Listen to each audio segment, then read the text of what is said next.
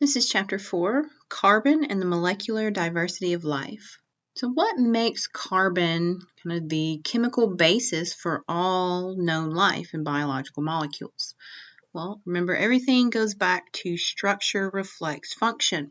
So the different types of molecular structures that carbon is capable of forming is going to contribute to the diversity of biological molecules and life that we have.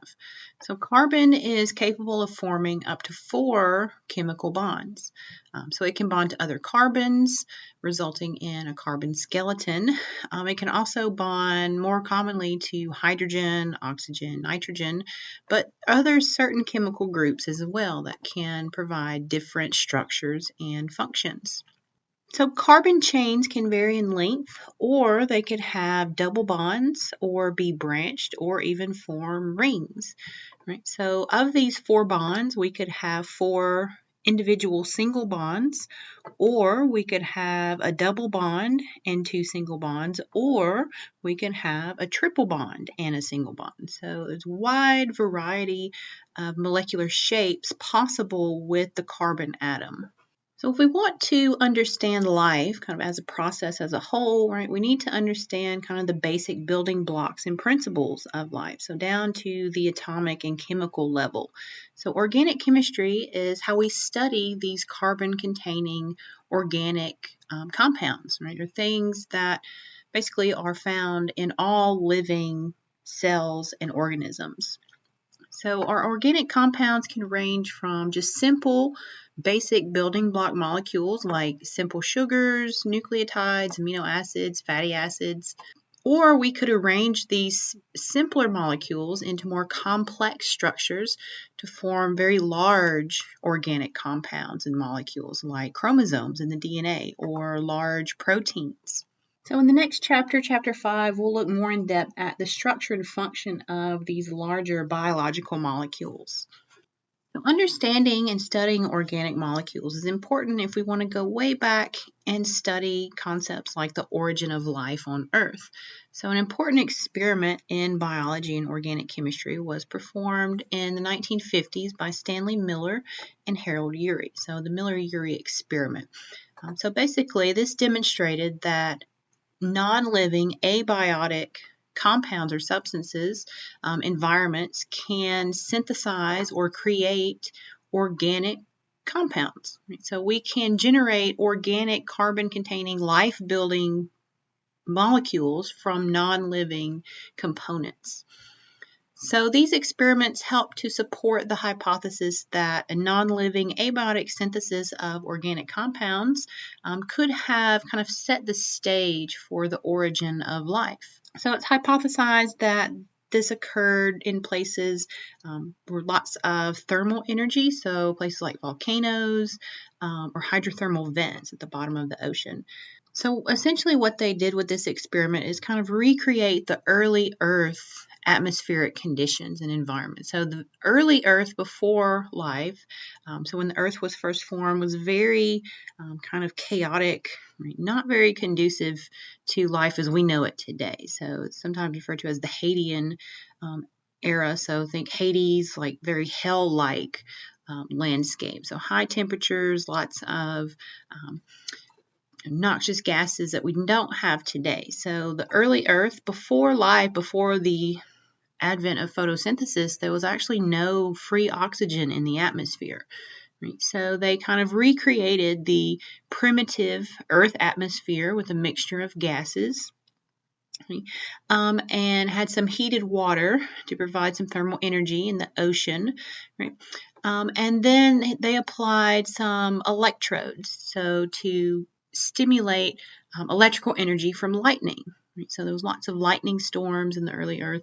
So when you mix these gases and these chemicals with some electrical energy from the lightning, we rearrange some of those atoms and molecules into organic compounds. So we mentioned before that the 4 most common elements that make up all living matter, 96% of all life, are carbon, hydrogen, oxygen, and nitrogen. Phosphorus and sulfur are also important elements, right, for living things in organic chemistry. So the 6 most important chemical elements that make up pretty much the majority of all the biological molecules on Earth. These percentages and ratios of these different elements are pretty standard and uniform across all life and diversity, from one organism to another. So from bacteria cells to plants, animals, and even humans. I mean, we're all kind of composed of these same basic building blocks. And again, because carbon can form up to 4 different chemical bonds, we can use these building blocks to make an inexhaustible variety of organic molecules. Diversity of organisms and life that we see today on our planet is due to that molecular versatility of carbon, right? So all the way down to the basic chemical components of life, right? Give rise to these emergent properties that we see with our diversity. So some biological molecules from carbohydrates, so sugars, starches, proteins made from amino acids, nucleic acids are going to form your DNA and RNA, and lipids, right, are the fats. So we'll talk more about these types of biological molecules in the next chapter. But all living things are going to be composed of these 4 basic types of molecules that are composed of these basic building block elements of life. And it all goes back to carbon being capable of forming 4 chemical bonds in a wide variety of shapes or structures of molecules. So we said before in the chemistry chapter that the number of electrons, or the electron configuration, is going to be kind of the key to an atom's chemical characteristics and how it interacts with other atoms. So how many bonds it can form, what type of bonds it can form. So carbon having only 4 valence electrons. Remember, valence are the outermost electrons. So carbon has 6 total electrons. So it has 2 on the inner shell and 4 on the outside, but it's only those valence, those outermost electrons on the surface, that are going to interact and form chemical bonds with other atoms. So with 4 of these valence electrons, carbon can form up to 4 different covalent bonds with a variety of atoms. Right? So it's very reactive. So this enables carbon to form these large, complex biological molecules. So in molecules that have multiple carbons, each carbon that's bonded to 4 other atoms will have what's called a tetrahedral shape, so a 4-sided shape. So kind of more of a 3-dimensional or kind of pyramidal triangular shape. However, we said that carbon can form a double bond, right? So to the same atom, so they can share 2 pairs of electrons instead of just 1. So when carbon is double bonded to another carbon or atom, then the molecule is said to be planar, right? Or basically it's more flattened. So it doesn't have that triangular or pyramid shape. It's more kind of a flat shape. So the tetrahedral, or the single bonded carbons, right, are a bit more flexible, right? They're able to rotate a bit more, right, have more 3-dimensional shape, whereas our double bonds, right, it doesn't have as much flex or give to the molecule, right? So they can't really rotate, and the atoms on either side are in the same plane, right, and pretty much locked in place. So these are more stable types of molecules. So when we talk about an atom's valence, we're talking about how many covalent bonds it can form. So how many electrons is it missing in its outer shell? So remember, the magic number that all atoms want to achieve is 8. Okay, with the exception of hydrogen, because it's so small, it only needs 2 to fill its shell. But all other atoms are trying to reach that magic number of 8. So this is referred to as the octet rule. So oct meaning 8. So in this example, right, so nitrogen is missing 3 electrons in its valence shell. So it has 1, 2, 3, 4, 5, right? So it needs 3 more to make a full set of 8 and be satisfied. So number of electrons needed to fill the shell is 3. So this would be referred to as its valence is 3. So it can form up to 3 chemical bonds, right? Carbon only has 4 valence electrons, right? So it needs 4 more to make a full set of 8. So its valence is 4. So this valence of carbon, this capability of forming 4 bonds, electron configuration of carbon, gives it compatibility with many different elements. So it's able to interact with lots of different elements on the periodic table. Most frequently, it will bond with hydrogen, oxygen, and nitrogen. So this is why we said the four most common elements are CHON, because that's kind of the best friends of carbon and the easiest for it to bond with. So these are just some examples of some of the molecular diversity of carbon. So we can have, again, these double bonds, double bonded to two oxygens. It can bond to some nitrogen and oxygen. Carbon atoms can also be linked into chains. So these are different types of steroid hormones. Right? So steroids all have kind of the same basic interlocking ring skeletal structure. We can also have cyclical molecules. So we can have carbons arranged in a 6 or 5 carbon ring structure. So like in glucose or sugar. So whichever arrangement these carbons are going to link together, it's going to form a carbon chain or skeleton, kind of as the backbone or the scaffolding for most of our organic molecules. And again, because carbon can form up to 4 bonds, right, these carbon chains and skeletons can vary in their length and shape. So we could have a short chain or a longer chain. We could have a straight skeleton, or we could have a branching pattern. We could have, again, double bonds, single bonds, or ring structures. So this versatility is going to give us the different types of biological molecules that make up all life. So carbohydrates generally are ring structures. Nucleic acids also contain a carbon ring. Proteins, right, have a short carbon chain with different functional groups attached, right? And lipids consist of hydrocarbons or long carbon chains, many carbons linked together kind of in a linear fashion. So again, hydrocarbons are organic molecules that consist pretty much only of hydrogen and carbon. So that's where we get hydrocarbon. So they're pretty simple in structure. We have these long linear chains, carbon chains with hydrogens, right? So they're saturated or filled with hydrogens. So a lot of our organic molecules like fats or these non-polar biological molecules have some component of a hydrocarbon, right? So these chains. So this is showing some adipose tissue in humans, which is just fat tissue, so these fat droplets. Okay? So we have triglycerides, which are basically 3 fatty acid chains bonded to a glycerol. So we have these hydrocarbon chains attached together. So hydrocarbons and fats undergo reactions that can release large amounts of energy. Propane, right, we use as a fuel. Butane is a fuel, like lighter fluid. In terms of nutritional value, so fats, right, these hydrocarbons have the most caloric energy per gram of any of the other types of biological molecules, right, because there's lots of energy stored in this hydrocarbon structure.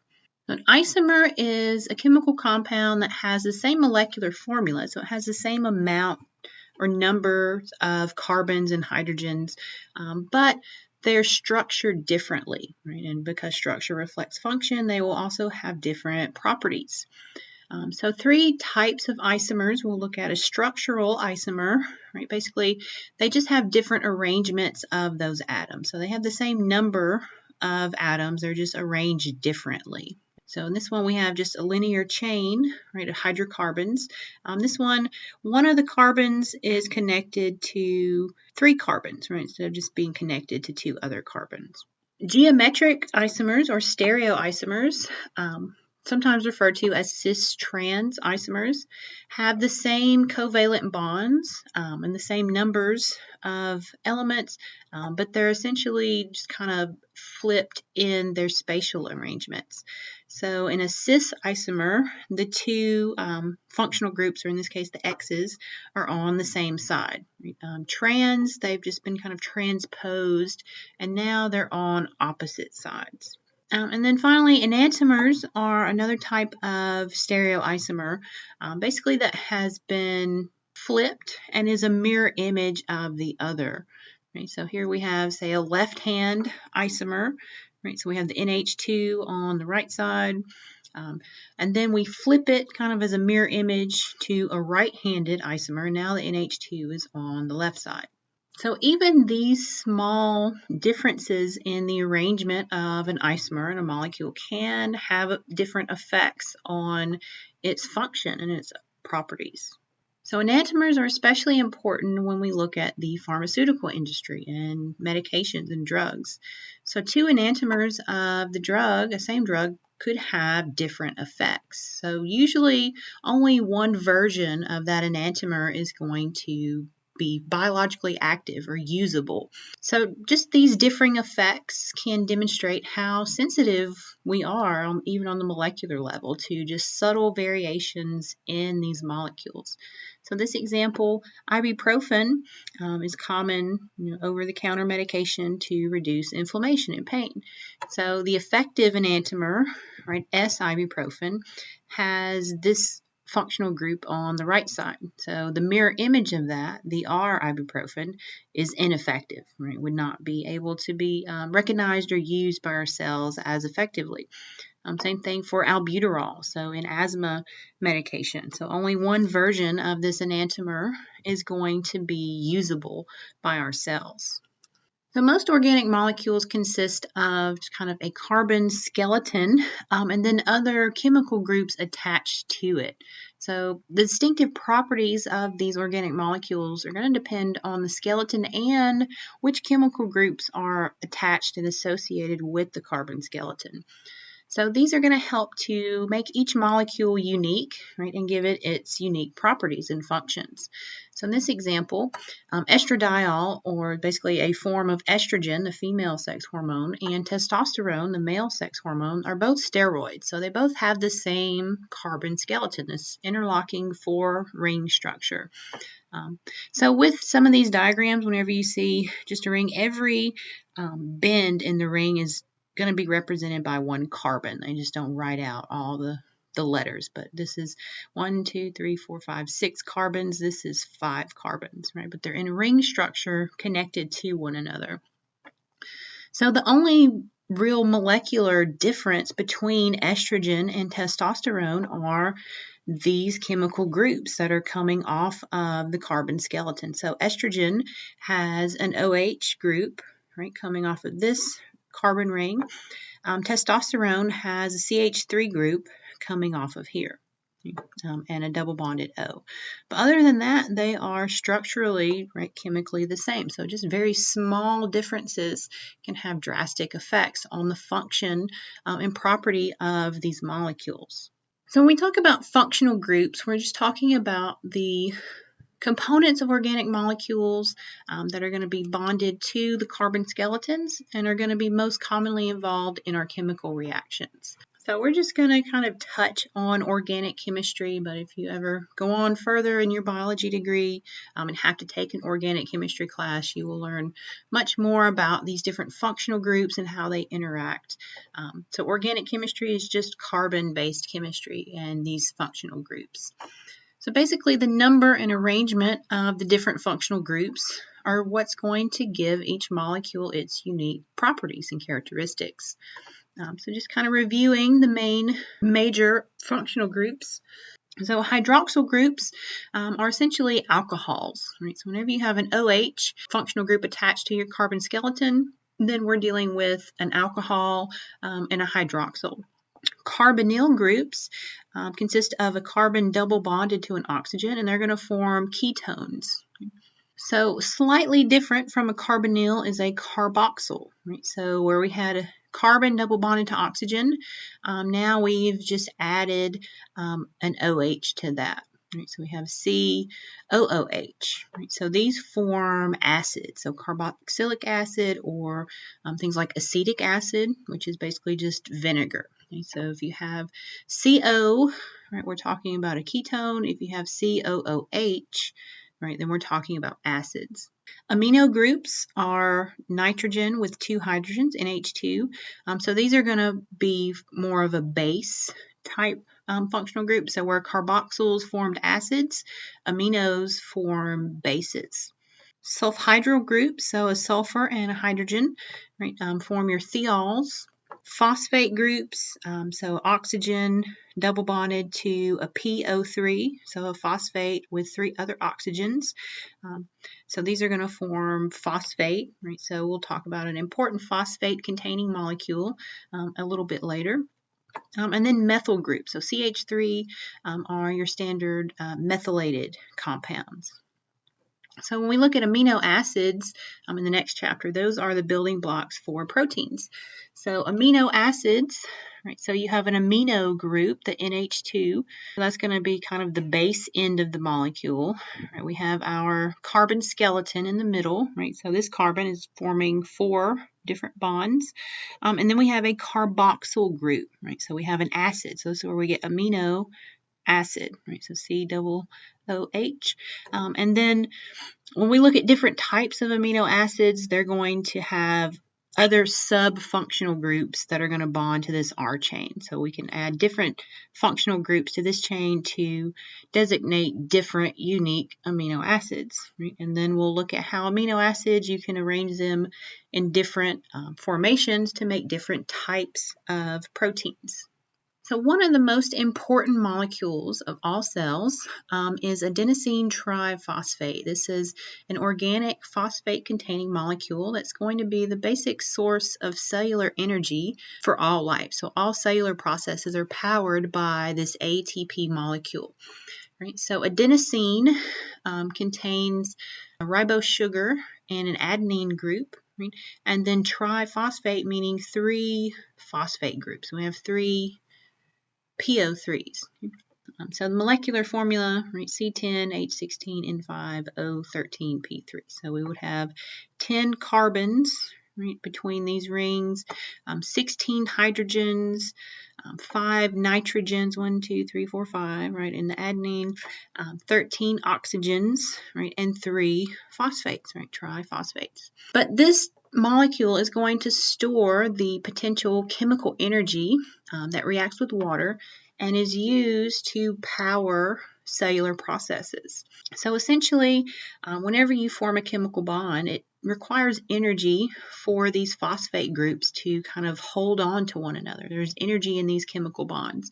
So when we react with water, we essentially snip off this 3rd phosphate, and now we have liberated the energy that was holding this phosphate to the molecule. Right? So ATP, triphosphate, reacts with water, right? And the end result is adenosine diphosphate. So 2 phosphates are left over in organic phosphate, and then the energy that was in that original chemical bond. So we can cycle ADP and ATP. So if we want to make more ATP, we would have to basically re-add that 3rd phosphate. So it's called phosphorylation, where we add a phosphate. And then we're hydrolyzing. So hydro, water, lyse means to split apart. So we're using water to split this molecule and release the energy. So in summary, the versatility of carbon makes possible the great diversity of organic molecules that we have, right, that make up all life. So this variation at the molecular level is going to kind of be at the foundation of all of the biological diversity on our planet, right? So from single-celled organisms to fungi, plants, animals, humans, right? So we're all composed of the same basic building blocks. And it all goes back to that ability of carbon to form up to 4 chemical bonds, right, and provide a variety of molecular structures. Because everything boils down to structure reflects function.